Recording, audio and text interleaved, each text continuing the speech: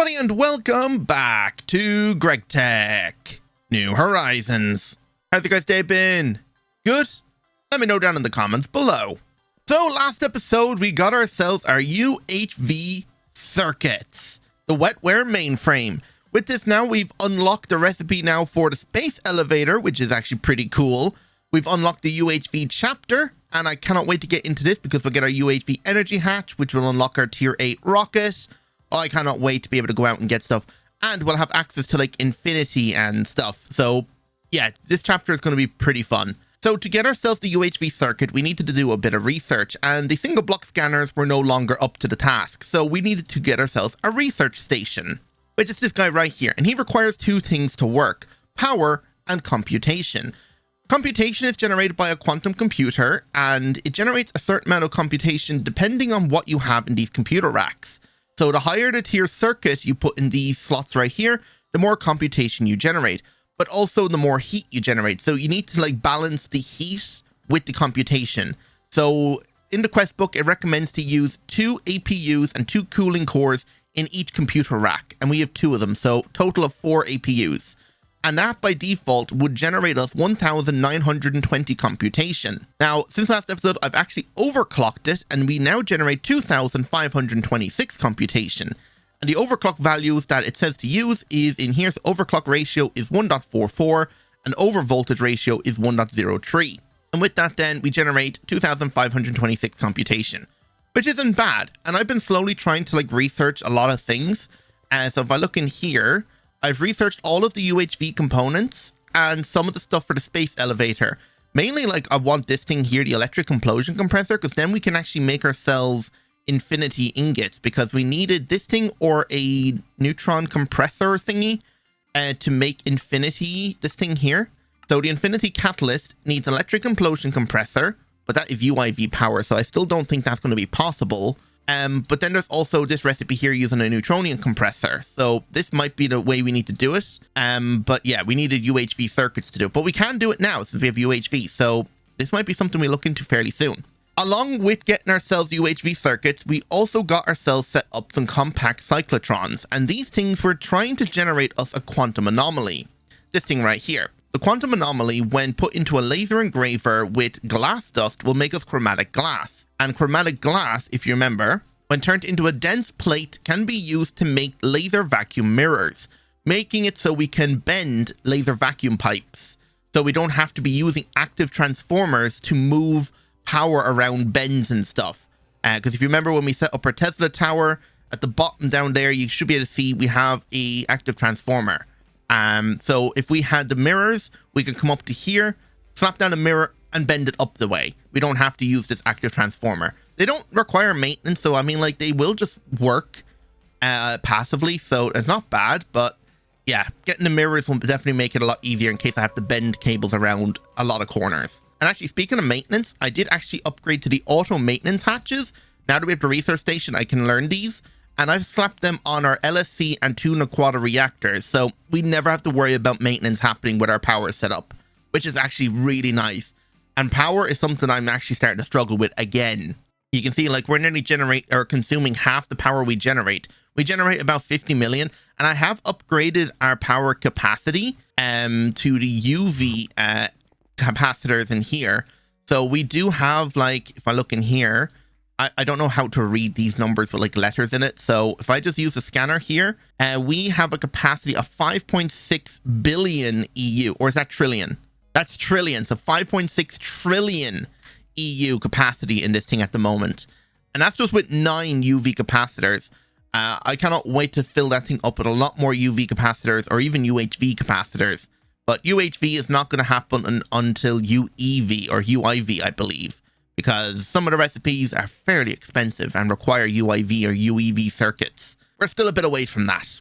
So other work I've done since last episode is I made myself 2 mega EBFs, and these guys were currently smelting tritium and fluxed electrum. I've currently stopped them because they are very fluid hungry for neon, and I've actually swapped out everything to use neon instead of argon and nitrogen. So that's definitely a lot faster, but the only way we produce neon right now is from space pumping and fluid distilling the nether semi-fluid that we get from the nether. So yeah, other than that, there isn't really anything else. So today we are going to be continuing with the water line, and I built myself a nice little building to house everything for water line, which looks, I think, pretty decent, I think. So over here we have grade 1, grade 2, all the way over here is grade 3, and we got full waste fluid recycling. So all the hydrochloric acid we put in, we get back, and it never touches the ME system. So this thing just will always keep the same amount of hydrochloric acid, which is actually really nice. So this thing will never run out of this stuff here, this polyaluminium chloride, as long as we provide it with, I think, aluminium dust and hydrogen. Yeah, sodium hydroxide and aluminium. As long as that has that, it should be able to make everything now, no problem. And as long as this guy is okay, yeah, he's fine. So today we are going to be going from grade 4 water all the way up to grade 6. And as you can see, I've already built the multi-blocks because I needed to build them to figure out how big to make this building. And actually, this is where grade 7 water is going to go, and grade 8 is going to be over here somewhere eventually. I just don't have any of the blocks for it. Like, that is all the way over here in UEV. So, yeah, won't be making this anytime soon. Like, bedrockium frames, this quark exclusion casing. Yeah, that is going to be really expensive. Excited, dimensionally transcendent, resplendent, and I don't even know. Yeah, we're not making that anytime soon. But just to show what this would actually look like once tier 7 is in, I really like how this looks. So if I do preview, okay, it's one block up than what it should be. But if we come outside, this is what the building would look like. Big, like, hourglass in the center here. It'd be so cool. So yeah, grade 7 is going to be really nice. But anyway, so let's begin with grade 4 water. This is the pH neutralization purification unit. And if we look back here at grade 4 water, at the controller, in the initial pH value of every cycle varies from 4.5 to 9.5. So every time a recipe starts, there will be a number generated between those two numbers. If the pH value is within 0.05 pH of 7, 7 is dead middle of the pHs. I think it goes from like 1 to 7, and then from 7 to 14. So it needs to be within 0.05 of 7. So that would be 6.95 and 7.05 at the end of the cycle, and once it reaches that value, it will always succeed. So at the back we have 2 pH scanners to read the current pH level of the actual water inside, and if it's below or above a certain value, these guys will output a redstone signal telling it to input in either sodium hydroxide or hydrochloric acid. So the lower the pH, the more acidic it would be, so we'd need to add sodium hydroxide. The higher the number is above 7, the more basic it would be, so we'd need to add hydrochloric acid to lower the number. So, to do that, back here, this is going to be sodium hydroxide. So looking from the front, this is the left side. And all of the numbers I'm going to be using today, I'm actually getting from the gtnh wiki. There's a full guide on how to automate everything from like grade 1 up to grade 8 water. So I'm just going to be following that, because grade 5 water, don't even get me started on how I would even try and figure out how to automate that thing. I'm just going to follow what the wiki says. So this guy right here, we need to set to 6.95 inverted redstone. So if it's lower than this number, it will input in sodium hydroxide. Then on the left one here, which is the right from the front, this guy is going to be set to 7.05 normal. So if it's higher than this number, it will input in hydrochloric acid. So that's all we need to do. Then we just need to grab out some red alloy wire, and we only need like 2 things: a machine controller cover and a fluid regulator. Well, I guess also an item conduit and your ME system connections, but that's whatever. So from the back here, we're going to run the redstone all the way up to the back, and then this is going to go on top of this block right here. Now, if we break this, we can see in here we have access to our ME system, and this is supposed to be hydrochloric acid. So put that in there. You can see hydrochloric acid. On the input hatch, which is just an LV1, we're going to put a machine controller cover, and then, oh, actually, let me remove that first. I should have put the fluid regulator on first. They've changed it now where if a cover is on one side, you cannot access any other side from that same side, which is kind of annoying because like I can't access the fluid regulator now. But anyway, we want the machine controller cover set to enable with redstone. And if we come inside here, we want to set this thing to use machine processing state. And this guy is going to be set to minus 90 liters for every 20 ticks. So that will input in 90 liters every second. And if we look at what it says here, every 20 ticks, all sodium hydroxide and hydrochloric acid that's in the hatches will be consumed. Each dust of sodium hydroxide will raise the pH by 0.01, and each 10 liters of hydrochloric acid will increase or lower the pH by 0.01. So every time this thing pulls in hydrochloric acid, it will reduce it by 0.09. And over there, the speed of the item conduit is like 4 items at a time. So this guy will constantly be lowering the pH by, or increasing it by 0.04. So that should be enough to get everything balanced fairly fast. So in here, we just want to make sure this is set to insert, and then the extract is going to be active with a redstone signal, and just make sure everything is wired up. Don't know why this one's already turned on. The machine isn't even on, but this guy is going to start slowly pulling sodium hydroxide out, and this guy is definitely set up correctly, right? So minus 90, use machine state processing, and 20 ticks. All right, cool. And then we just put this back here. And that's it. That's all you need to do to automate pH grade 4 water. Incomplete structure. Give it a second. Yeah, there we go. So at the back right here, I have a stocking input hatch and an output hatch. So stocking, we're stocking grade 3 water. We have 13 million of that. And then our output, whatever. So this guy is currently linked. You remember, if you link it, you need to link him with a data stick to the main controller. He's on 90 seconds right now. And this guy, I've actually added a 64 amp UV energy hatch. So he consumes 13 million EU. And we are able to supply 20 million EU because I've got back here 2 ZPM 64 amp energy hatches with Tesla covers on it. So it is very power hungry. And for this guy, I want to set up a parallel of 16, turn you on, and let's see what happens when this thing restarts. It just started. Perfect timing. And all right, wow, this is loud. But we are now generating 14 buckets of pH 4 water. So if we grab out our scanner, we can scan the controller and we can see what pH levels are at. So we can see, because I forgot to remove the sodium hydroxide that was automatically pulling out. So we're at a pH value of 9.8. But it's going to be inputting in sodium hydrochloric acid and lowering that number down. So you can see it's down to 8.3. And as long as it gets down within 0.05 of 7 within that 2-minute frame, we should be fine. Look, now it's down to 7, 7.5 to 1.1, 0.01, and now it's balanced exactly at 7, which is actually kind of nice. And now you can see the success chance is 100%, and both redstone signals should be off. So yeah, that is perfectly balanced. And now when that 2 minutes is up, we'll get guaranteed 14,000 liters of grade 4 water. Okay, it's just about to finish, and we see, yep, our 14,000 liters of grade 4 water. And this guy's restarted, and if we scan him, we're at a pH of 7.9, 0.6, 0.5, and it's going to go all the way back down to a balance of 7. 0.6, 6.97, 7. And there we go. Redstone's off. Yes, it is. So this is working perfectly. So it's time to now get on to grade 5 water. But to unlock the controller, we're going to need a fluid cell and 1 cell of the grade 4 water. So grade 4, there we go. And now we need to scan that to learn the research for the grade 5 controller. So inside the research station, it can actually be changed to either research mode or scanner mode with a screwdriver. So that's back to research station. Now we're on scanner mode. We want to put our cell in the object holder. We're going to need a data stick. So that goes in there. You are turned on. You are turned off. But luckily, when this thing power fails, it doesn't lose what's inside. It only consumes it when it's completed the research. And there we go. We have our data for our tier 5 controller. So we just need to put this back here. And do I have the pattern already? No, I don't. All right, should have everything. It's going to need some bedrockium, UV circuits. Yeah, okay, go. Yeah, this one actually requires netherite as well. So, yeah, everything has got changed now to use netherite. It's kind of insane. But yeah, so while that is crafting, I'm going to go ahead now and grab out everything to redstone control this guy.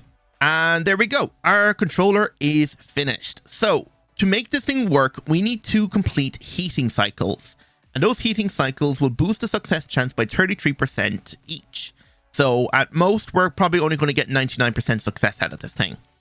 But I mean, like, how often are we going to actually hit the 1%? If we have a high enough parallel on it, I mean, we're going to be outputting like thousands and in the future, maybe millions of liters of fluid at a time. So it's not going to be that bad. But yeah, so this thing will consume helium, plasma, and supercoolant. helium plasma will heat it up, and it will heat up by 100k per liter, and it will cool by 5,000 per liter of supercoolant. But it will consume 10 liters of helium plasma and up to 100 liters of supercoolant each time.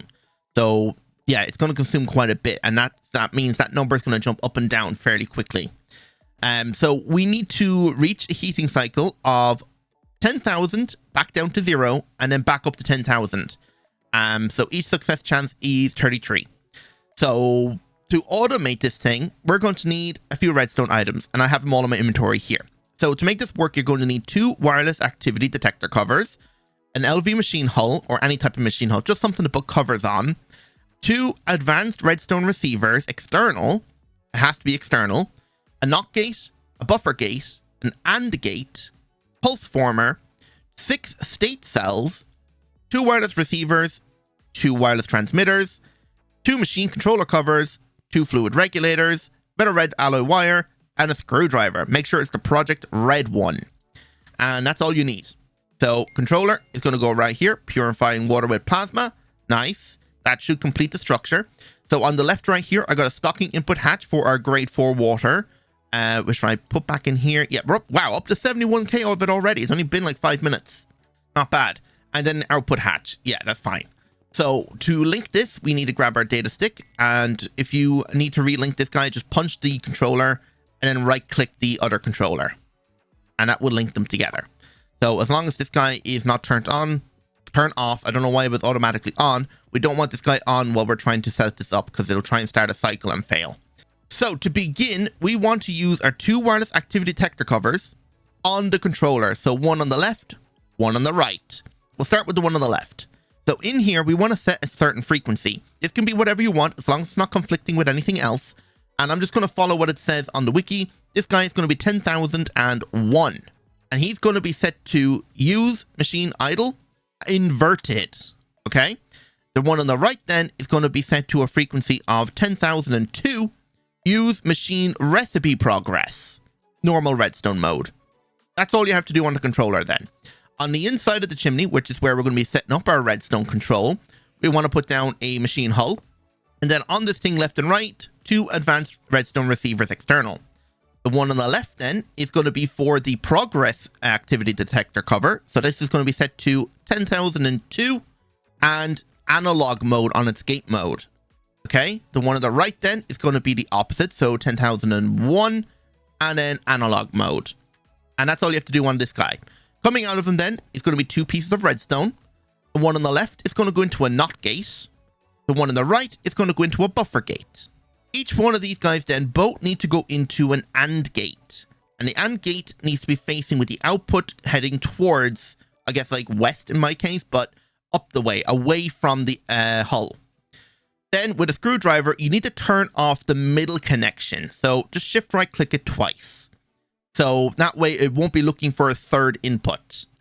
Then coming off of that, then we're going to run some redstone. But first, actually, we need a pulse former. Then we can run our redstone. And then off of that redstone, we're going to put down our state cells. So we want to put 3 state cells on each side of the redstone. Oops, make sure they're spaced out. Then connecting the state cells together, like so. Then coming off of this thing, we want to add our transmitters. So piece of redstone, transmitter, piece of redstone, transmitter. Coming off the left right here, this is going to be for supercoolant control. So we're going to set this to a value of a 10,000 or 1,002. This guy over here is going to be set to a value of 1,001. And then we need to set some values on the state cells. So starting at the bottom right, this guy is going to be set to an interval value of 1 second. The one above this one then is going to be set to 31 seconds. Then the one above that is going to be set to 61 seconds. Okay. Then the one over here in the bottom left, he's going to be set to an interval of 11 seconds. Then this guy here is going to be set to 41 seconds. Then the last one, the top left, is going to be 71 seconds. So just to go back over it, 1 second, 31 seconds, 61. This guy here is going to be 11, 41, 71. And that's it. That's all you need to do in here. Nothing else needs to happen. So all that's left now is to set up the redstone control for the inputs of the coolant and plasma. So we have an input hatch right here. And if we come underneath, we have a dual interface. And he needs to be supplied with supercoolant. So supercoolant is going to go in here. Then we're going to have a fluid regulator on the bottom. Then we're going to have a machine controller cover on the left. So the fluid regulator needs to have use machine processing state. And this guy's going to be set to -2000. And he's going to have a tick interval of 2. So every 2 ticks, he will input in 20 liters of supercoolant. And it is minus because we are pulling. If we were exporting, we won't need the minus. So this guy is actually set to import now. Then make sure that the cover is set to enable with redstone. And then we can cover this up. Then we just need our wireless receiver right here. A bit of red alloy wire to connect to the redstone controller. And then set this guy to 1002. And that is supercoolant control setup. Over here then, this input hatch is going to be for helium plasma. So underneath in here, helium plasma. I should have quite a bit of helium plasma built up. Yeah, 22 million of it. Not bad. So same thing again. On top, we're going to have machine controller cover. On the bottom, we're going to have our fluid regulator. But this time, we're going to be setting it to -100. And then interval of 2. And make sure it is set to use machine processing state. And that's basically it then. So wireless receiver, 1001. Redstone just to make sure it connects to the cover. And where's my qubits gone? Here we go. Now we can cover up everything. And that's it. This thing is ready to go. So let's add some parallels. Let's just do like 8 for now, because I don't know how power hungry this thing would be. And we'll turn him on. And now we just wait for this thing to restart a cycle. We're going to be waiting a bit. It just started. All right, he's on. And yeah, we are generating 7,000 liters of grade 5 water. So if we take out our scanner and scan the multi-block, we can see our temperature was at 9,000 Kelvin or 9,000 K. I'm pretty sure the K stands for Kelvin. But it is slowly cooling it down. So if we look in here, we see our supercoolant. It is slowly consuming it. And when this hits 0, we should have 1 run done and a success chance of 33%. Yes. And now it's at 0. And now it should be heating up because of helium plasma. We're at 10K. I just heard it turned off. And now it is slowly cooling back down. So if we look inside here, we can see the state cells are slowly turning. So these pings basically work like a timer and then output a redstone signal when it hits that time. I'm not exactly sure how this thing works, so don't ask me. I'm just following the guide on the wiki. And if you don't know how to get to the wiki, if you're in game, you can click this button right here, but I'll also leave a link in the description if you want to go check it out yourself. So we should have 66%, so 2 runs complete. And when this thing hits 0, we should have 99% success. So there we go, 99, and nothing should happen now because we've completed our 3 cycles. Yeah, nothing's happening. So now all we have to do is just wait for the 2 minutes to finish and then let us start the next cycle. Damn, we're up to 120,000 grade 4 water already. That's not bad. I mean, like, now we can actually use grade 4 instead of grade 3, which is actually nice in some recipes because grade 4 will cut down the processing time. But yep, he just started and he's heating all the way back up to 10K and redstone turned off exactly at the right time. So yeah, this guy is working. The only issues that could arise is if we have a power failure. And we are currently consuming 19 million EU. Okay, we're barely able to keep up with that. How is our Tesla tower handling this? He is at a value of 0. Okay, that's good. That means the other one is keeping up. I didn't show it yet, but I did actually build a second Tesla tower because this guy actually maxed out his amperage output and it shut down some other machines. But this guy, yeah, you can see is at 200. So instead of having 256 amps to work with, we have like 500 and something amps now. So we're definitely like pushing the limits of our ZPM power until we actually find a better way of transferring like higher voltages around a base. So yeah, Tesla towers, I might even need a third one, I don't know. But yeah, this guy is working perfectly. So let's grab out a cell now, grab out our grade 5 water and go scan it to learn the research for the grade 6 water controller. There we go. And we can turn these off, add this over here. And I don't believe I have the recipe for it. So this will be the intense laser purification unit. Where is it? It is this thing here. And I think the only thing I don't have is actually the zirconium rotors, but everything else I do have. So that goes in here. This thing's actually full. I'm going to have to add a 4th dual interface. Damn, I don't even think there's going to be enough covers on this thing. But with that now, if we try and request it, Yep, we have everything. Damn, this bedrockium is so expensive. It takes a long time to make because I have to keep explosion compressing cobblestone. Now, luckily, I do have a creeper that generates me TNT, so I'm up to like 500,000 of it. But yeah, like I have enough TNT, of course, to make it, but definitely getting tier 8 rocket and going out and actually mining it would be the better option. But while that is crafting, I'm going to go ahead and grab everything we need now to make this thing work. All right, about time. Tier 6 controller is finished. So with that, we'll connect it right here. On the left, we have a stocking input hatch with grade 5 water, which isn't actually showing. So grade 5, yeah, there we go. 42k, not bad. And then our output. So for this guy to work, essentially, when this thing is running, it's going to request a certain lens.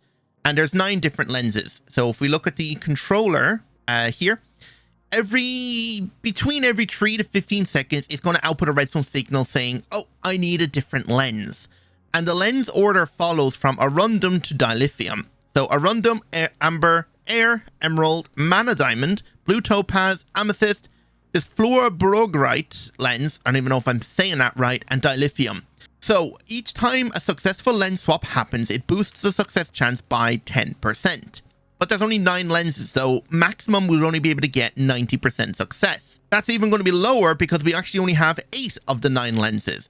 Dilithium is actually gated by the tier 9 mothership. So if we look up dilithium, and the ore is found in a dilithium vein on Neper. That is a tier 9 planet, and we need a mothership to get to it. Don't even ask me how crazy the mothership is. If we look at the down here, we need, of course, the tier 8 before we can get to it. And just to get the research schematic, yeah, that is a bunch of UHV components, a bunch of infinity ingots, bedrockium ingots, awakened draconium, and we need like the actual ore right here, not just a raw ore. So we're going to have to go silk touch a stack of each one of these ores. So like cerium, tartarite. So this is found on like Barnard Sea in a samarium vein.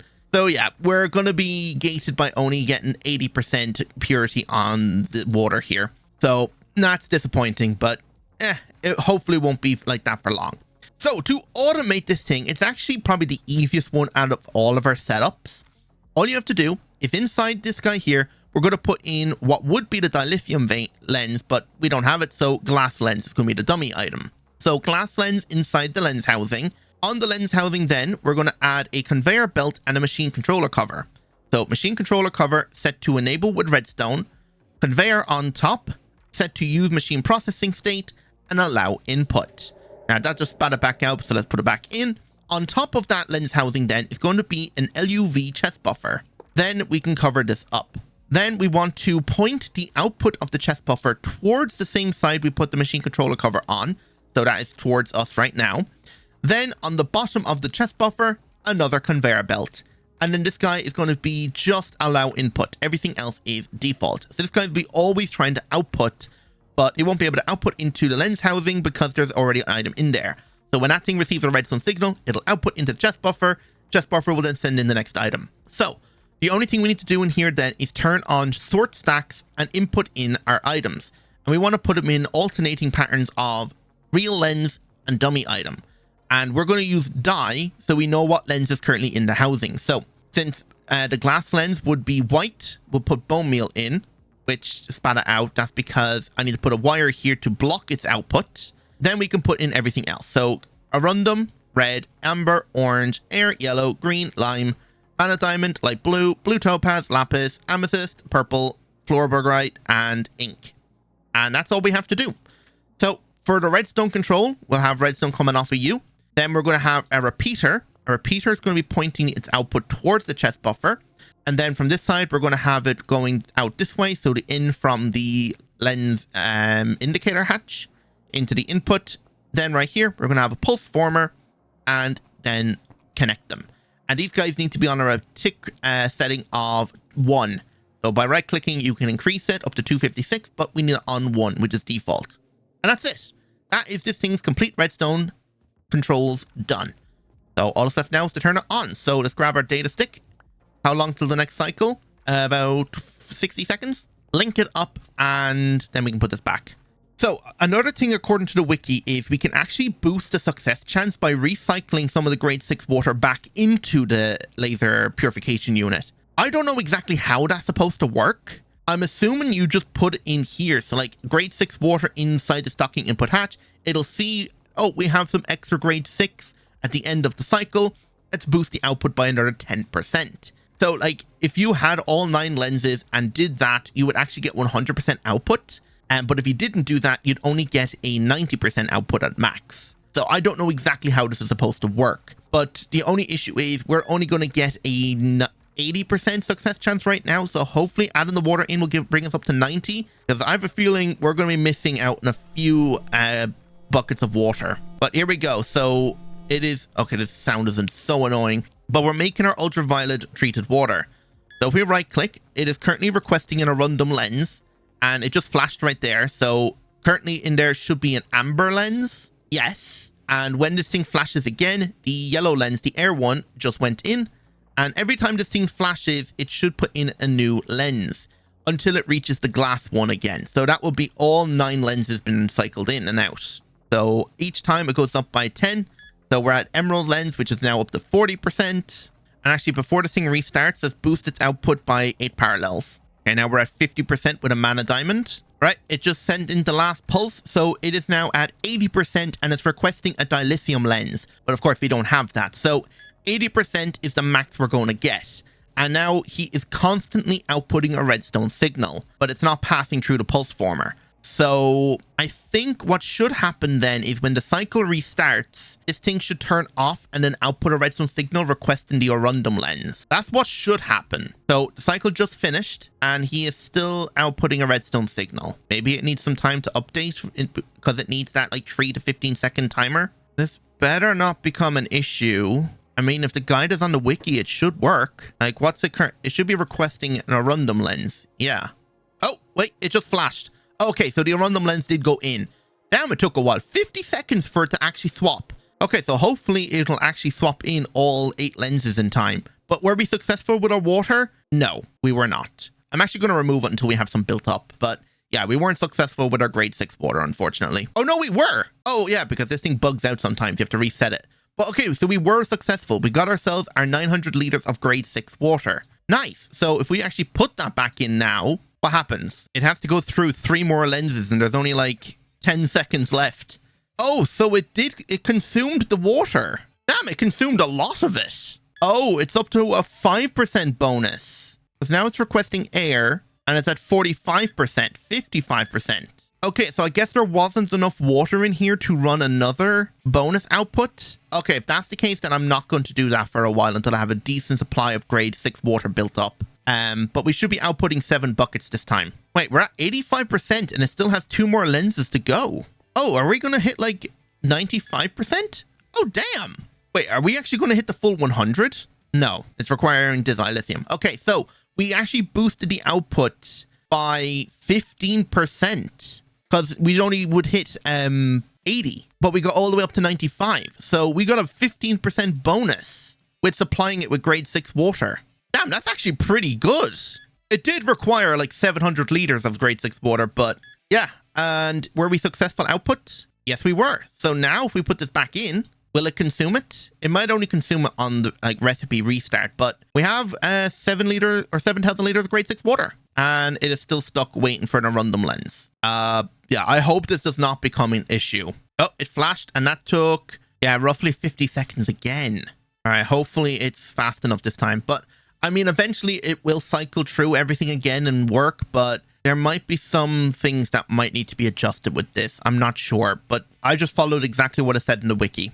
But either way, we are getting ourselves our grade 6 water, which isn't bad. So with our grade 6 water now, we can finally craft ourselves the Q-Pick wafer. So start, and if we come back here to UV, that is going to unlock the recipe then for the reactor tier 3. And I was looking back at what I need to make the relocator. I need americium plasma.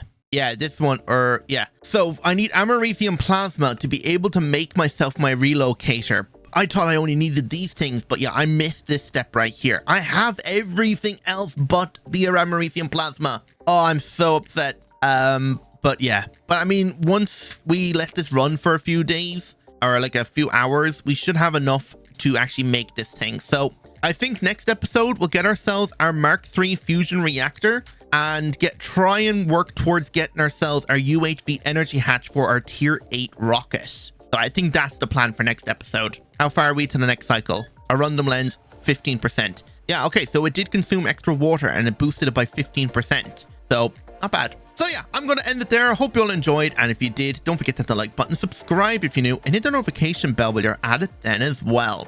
So without any further ado, goodbye.